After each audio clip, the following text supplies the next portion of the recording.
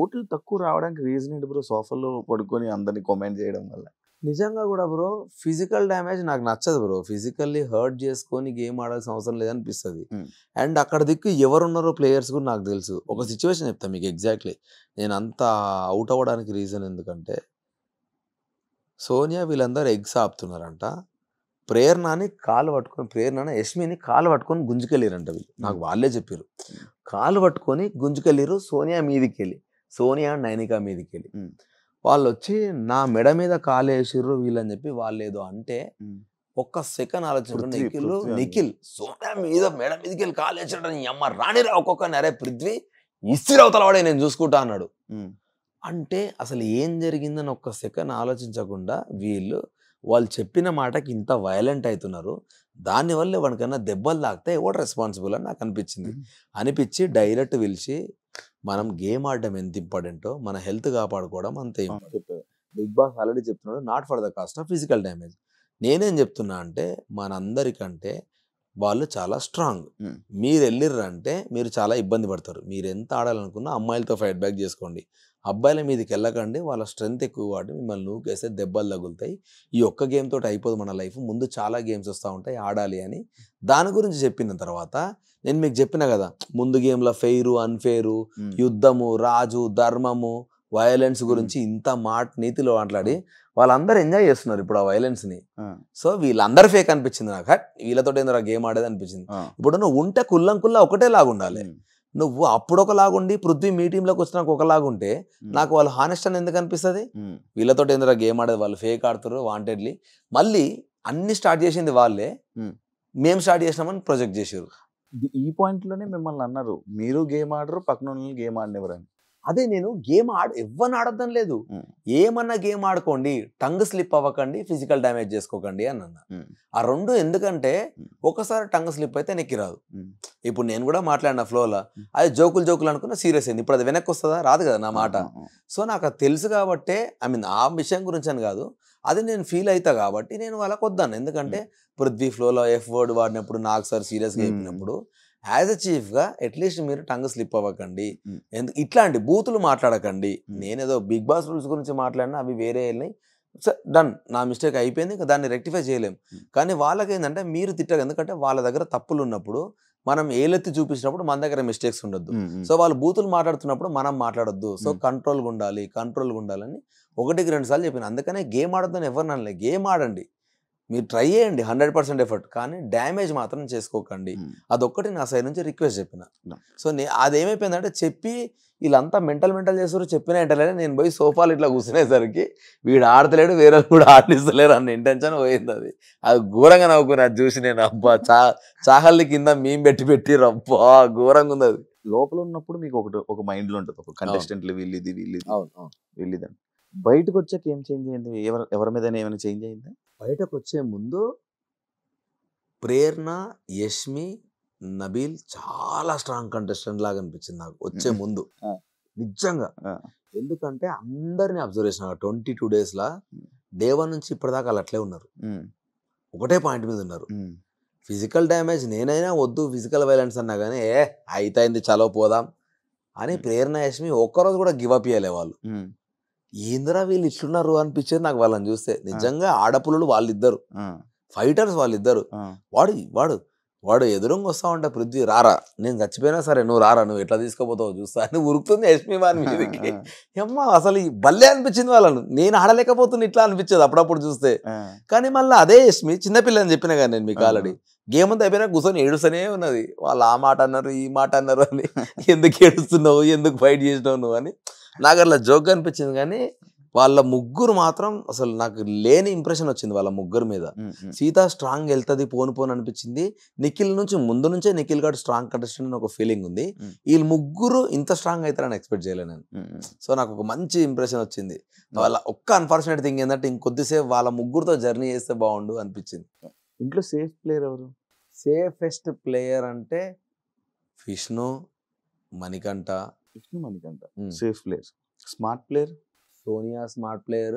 Sonia smart అంటే ఇప్పుడు ఆమె ఫిజికల్ టాస్క్ ఇట్లా ఏదో ఆడకున్నా కూడా ఏదో ఒక దగ్గర ఆమె రైజ్ అవుతుంది చూసినా అది మొత్తం టాక్ ఆఫ్ ద టౌన్ అవుతుంది. సో అది కూడా ఒక గేమ్ స్ట్రాటజీ.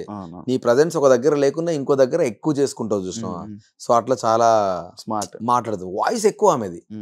నువ్వు ఎన్నిసార్లు మాట్లాడు నామినేషన్స్ లో, ఆమె తప్పైనా కూడా ఆమె ఫైట్ బ్యాక్ చేసి ఎదుటోడు ఏడవాలి, కానీ ఆమె మాత్రం గివప్ అయ్యేది ఫైట్ లో. ఆమె నిఖిల్ క్లాన్ లో తీసుకోవాలనుకున్నది కూడా ఆ వాయిస్ కమాండ్ ఒకరు ఉండాలి అని తీసుకున్నాడు. కన్నింగ్ అయితే ఎవరు లేరు. ఎవరు లేరా చెప్పకూడదు. కన్నింగ్ ఎవరు లేరు. నేను చెప్పినా కదా, ఇప్పుడు టూ ఫేస్డ్ అంటే అది కన్నింగ్ అనుకుంటే వాళ్ళిద్దరి పేరే చెప్పుకోవచ్చు, కానీ కన్నింగ్ ఎవరు లేరు. అంటే వాడిని అజ్జేయాలి ఇజ్జేయాలని టు సమ్ ఎక్స్టెంట్ మణికంఠది వస్తుంది. ఎందుకంటే ఆ ఒక్క దోశ టాస్క్ మాత్రం నాకు అస్సలు నచ్చలే. ఆ దోశలో జరిగింది లేదు, పోయింది లేదు. అసలు ఆమె ఎందుకు ఏడిచిందో అర్థం కాదు. ప్రేరణ ఏం చేయకుండానే వాడు ఇక్కడ అగ్గిపుల్లేసిండు, అక్కడ అగ్గిపుల్లేసిండు. నాకు సార్ కూడా చూపించినప్పుడు నాకు గలీజ్ అనిపించి వచ్చేటప్పుడు చెప్పి మరీ వచ్చిన, మనీ దయచేసి అట్లాంటి ఇష్యూలలో మధ్యలోకి వెళ్ళిపోరాను, వాళ్ళు ఇన్వాల్వ్ కాకని చెప్పిన. మాస్క్ ఉన్న ప్లేయర్ మనీ అండ్ ఆదిత్య అన్న కూడా. ఆదిత్య అన్న మాస్క్ అని ఎందుకు అనుకుంటున్నా అంటే, ఆదిత్య అన్నకి లోపల చాలా అగ్రెషన్ ఉంది, కానీ అది బయటకి చాలా కామ్గా ప్రొజెక్ట్ చేస్తున్నాడు. సో నేను స్టిల్ ఆ అగ్రెషన్ ఎక్కడో ఒక రోజు బయటకు వస్తుంది అని వెయిట్ చేస్తా ఉన్నా నిజంగా. ఎందుకంటే అది నామినేషన్లో కనబడుతుంది బ్రో. మీకు నామినేషన్ చూస్తే ఒకవేళ ఆయన ఎక్స్పెక్ట్ చేయని క్యాండిడేట్ ఆయన నామినేట్ చేసిన అనుకో, ఇట్లా మొత్తం హైపర్ అవుతాడు అన్న. సో ఆ హైపర్నెస్ నీకు లోపల ఉంది ఆల్రెడీ, కానీ అది బయటకు వస్తలేదు. సో దాని గురించి వెయిట్ చేస్తా ఉన్నా స్టిల్. మీ ప్లేస్ లో ఎవరు ఎలిమినేట్ అవుతారని అనుకున్నారు మీరు? మనీ ఆర్ నైనికా అనుకున్నాను నేను. ఎందుకు అనుకున్నా అంటే, నైనిక ఎందుకో 2 days నుంచి తనే డల్ ఉండే. నేను ఎలిమినేట్ అవుతున్నాను, ఆమెనే మెంటల్గా ఫిక్స్ అయిపోయింది. సో అండ్ మనీ కూడా ఈ వీక్ అంత స్ట్రాంగ్ ఏం ఆడలేదు. యాక్చువల్గా అందరూ నన్ను అంటుర్రు నేను జస్ట్ ఆడ సోఫాలో పోయి కూర్చున్నా అని, కానీ సోనియా నైనిక జస్ట్ గుడ్ల కాడ కూర్చొని గుడ్ల మీద వండుకున్నారు, కానీ వాళ్ళు ఏం ఆడలే. మీరు చూస్తే గేమ్ మొత్తం విష్ణుప్రియ ఫైట్ చేసింది, సీత ఫైట్ చేసింది, ప్రేరణ అండ్ యష్మి ఫైట్ చేసారు, కానీ వాళ్ళిద్దరు ఆ గుడ్ల కాడ అట్లే కూర్చున్నారు.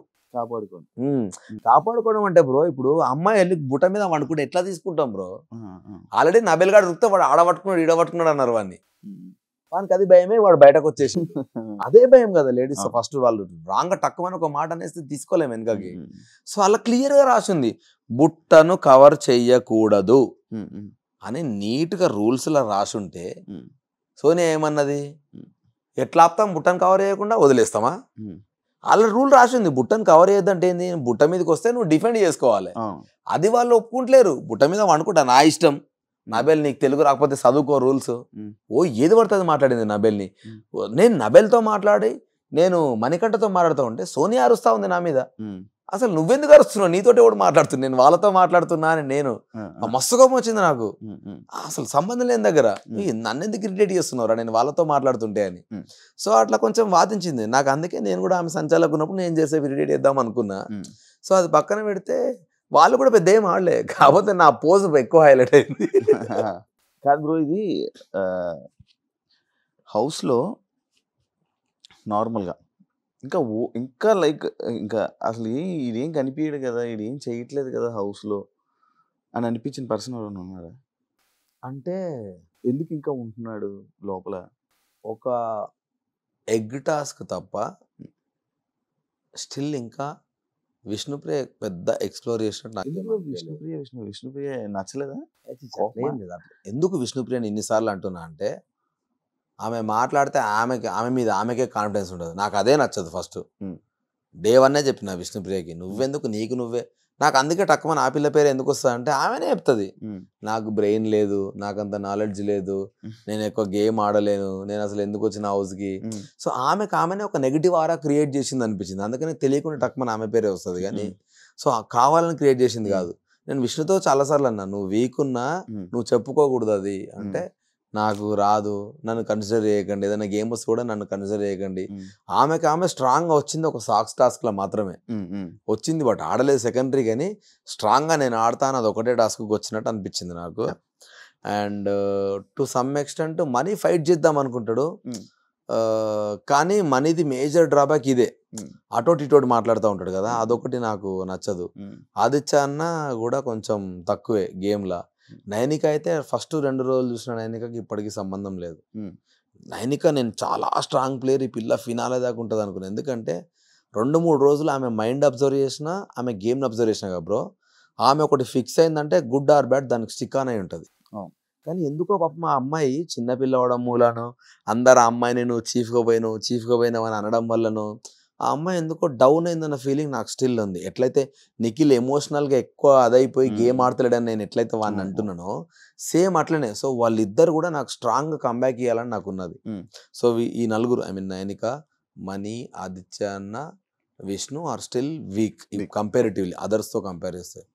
టు సమ్ ఎక్స్టెంట్ సోనియా కూడా, ఎందుకంటే సోనియా కూడా ఫిజికల్ టాస్క్లు ఆడతలేదు. హ్యాపీ బ్రో మొత్తం ఓవరాల్ బిగ్ బాస్ జర్నీ?